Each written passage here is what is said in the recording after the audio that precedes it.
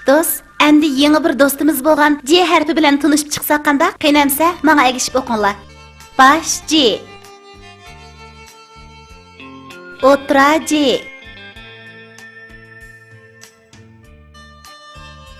Ulanma J.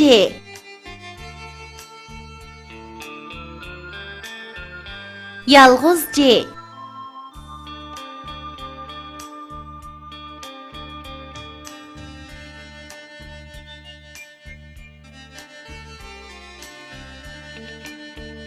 Ceren aka yetival oq tegido, mücit juva kival zukam tegido.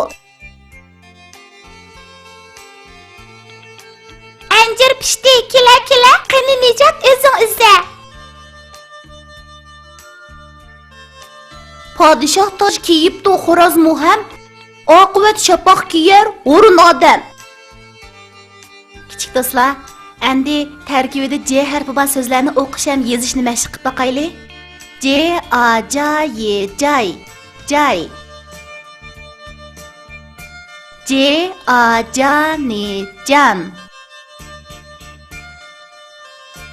T A T J tac.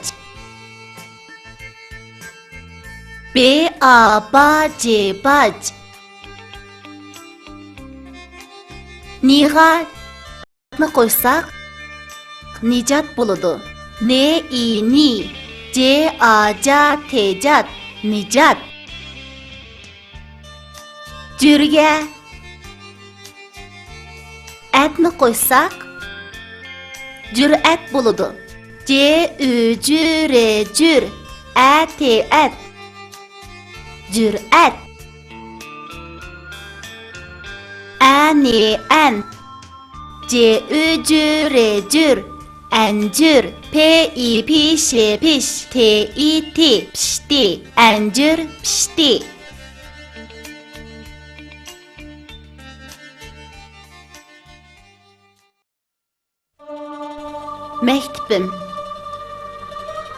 Mektibim anamga o'xshaysan ajab, ilimdin nur berding sabidillahga, gullardek ichildik bo'p ijil inoq, tirishib guldasta tutimiz sana.